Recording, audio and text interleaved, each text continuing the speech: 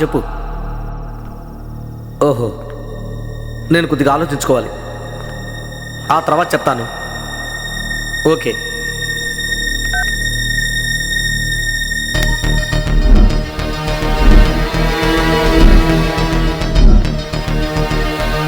ఫోన్లో ఎవరు అలా ఉన్నారేంటి? ఏం జరిగింది?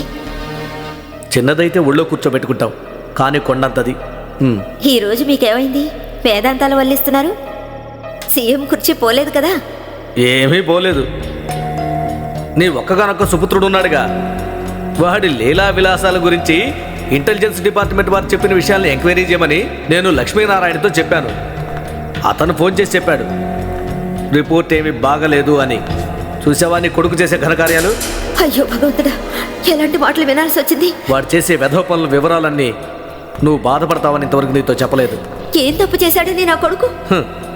ఇప్పుడు నీ కొడుకు గోవాలో స్నేహం చేస్తున్నది నా రాజకీయ జీవితాన్ని సమాధి చేయడానికి ప్రయత్నిస్తున్న ఫిలిప్ మాథ్యూ కొడుకు రంజన్ ఫిలిప్తో.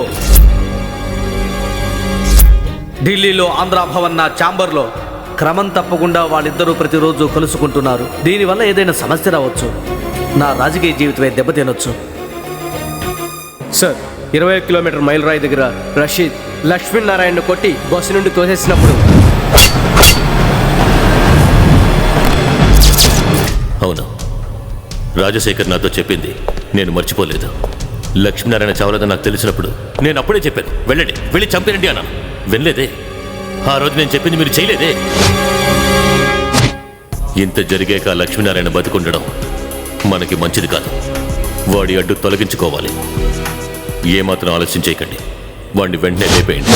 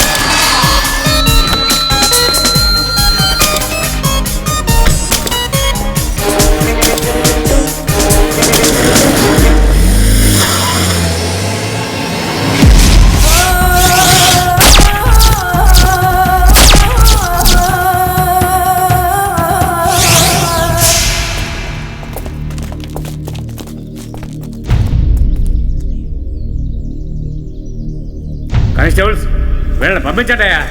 దూరంగా ఉండవా? ఏంటయ్యా అన్యాయం? వెళ్ళ.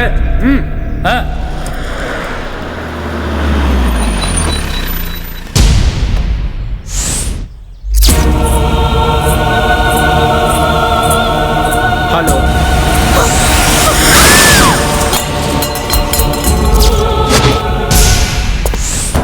సార్.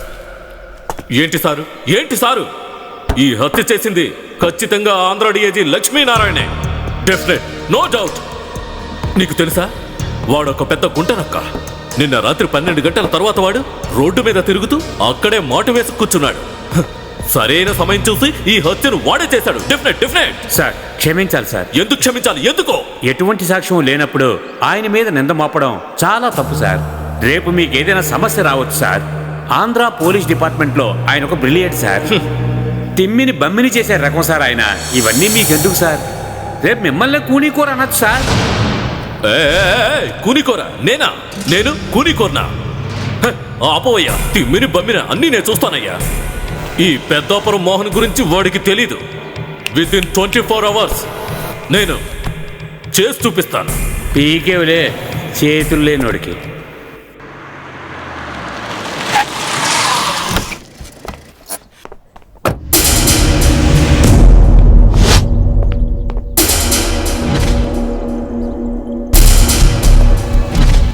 బంగారు పళ్ళెంలో లక్ష్మీనారాయణ తలపెట్టి తీసుకొస్తానని ప్రగల్భాలు పలికి వెళ్లిన అలెక్స్ ఇప్పుడు ఏ మొహంతో నా ముందు వణుకుతూ నించున్నాడు. చంపుదామని వెళ్ళినవాడు చచ్చాడు. పాపం రషీద్, వాడి తలరా తంతే. దాన్నెవడూ మార్చలేడు. రంజన్ సార్, అదేంటంటే No. శత్రువు ఎంతటి వాడైనా వాడి బలాన్ని తెలుసుకోకుండా తలపడకూడదు. లక్ష్మీనారాయణ బలాన్ని తెలుసుకునే వాడితో తలపడి ఉండాలి. సరే, ఇప్పుడు చెప్పు, ఏం జరిగింది?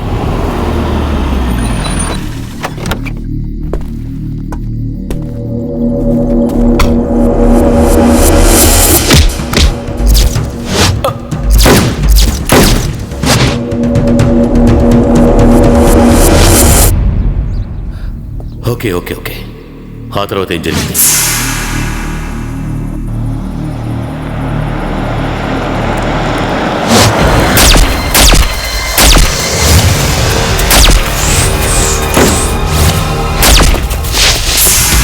Shut your bloody mouth. ఇంకేం మాట్లాడకు. మీకు తెలియకుండా ఎవరో మిమ్మల్ని ఫాలో చేశారు. వాళ్ళెవరో నాకు తెలియాలి. హలో,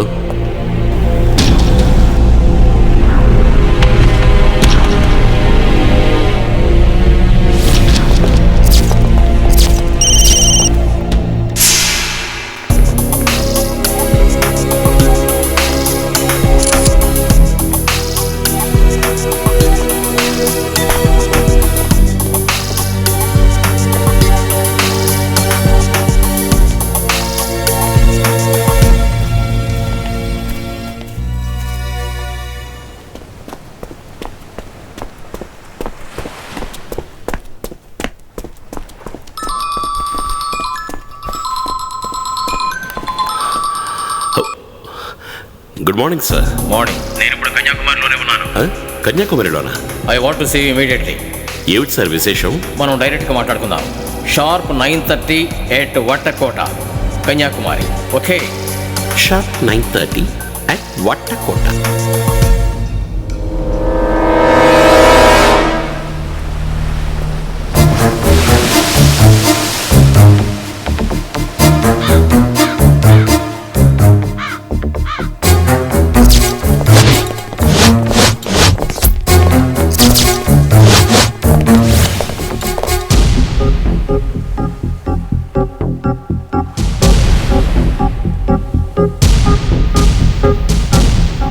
మీకు వయసు అవుతోంది. రాష్ట్ర రాజకీయాలలాగా దేశ రాజకీయాల్లో మీరు రాణించలేరు. రాబోయే ఎలక్షన్స్లో మీకు కనీసం ఒక్క సీటు కూడా రాదు. తర్వాత భవిష్యత్తులో నేను అనుకున్నట్టు ఎదగలేను. మీరు పదవిలో ఉన్నప్పుడే మీ వాళ్ళందరూ సెటిల్ అయిపోవాలనుకుంటున్నారు. బయట ప్రపంచానికి తెలియకుండా మంత్రి పదవి ముసుగులో పెద్ద బిజినెస్ చేయాలన్న ఏర్పాటు చేస్తున్నాడు మీ ఒక్కగానొక్క కొడుకు అజయ్ గారు. జాగ్రత్తగా ఉండకపోతే నీ కొడుకు కూడా సత్తారాం కూతురికి పట్టిన గతే పడుతుందని అంటున్నావు కదా? అయ్యో, ఏ విధంగా చూసినా కూడా భారతంలో శకుని పాత్ర మీది. Andhra chief minister, cabinet deputy minister ఎక్కడ? ఎందుకో కొరగాని ఈ బాల్ బచ్చగాడెక్కడ? బొగ్గు ఉత్త బొగ్గే కాదు, కార్బన్ కూడా. అది నీకు అర్థమైంది అనుకుంటాను. కార్బన్ కన్నా చాలా తక్కువ రకం ఈ బొగ్గు. కానీ అదే బొగ్గు గనక ఈ భూమి అడుగున ఉంటే అది వజ్రంతో సమానం. It looks nice, beautiful and sparkling, but it cuts worse than a knife. నీ మాటల్లో బెదిరింపు కనపడుతుంది.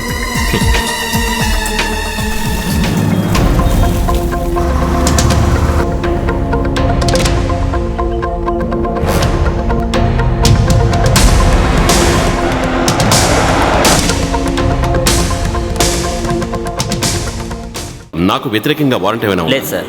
తమిళనాడు పోలీసుల నుంచి? నాకు తెలిసి అలాంటిదేం లేదు సార్. ఓహో, అయితే లేని ఎవిడెన్స్ని సృష్టించి కన్యాకుమారిలో నన్ను అరెస్ట్ చేయకుండా విడిచిపెట్టడానికి కారణం అన్అఫిషియల్ అనుకుంటా. ఏం సార్ విషయం? ఏమి లేదు. ఫాదర్ రంజన్ ఫిలిప్ మళ్ళీ నా ఎదురుగా అవతరించాడు.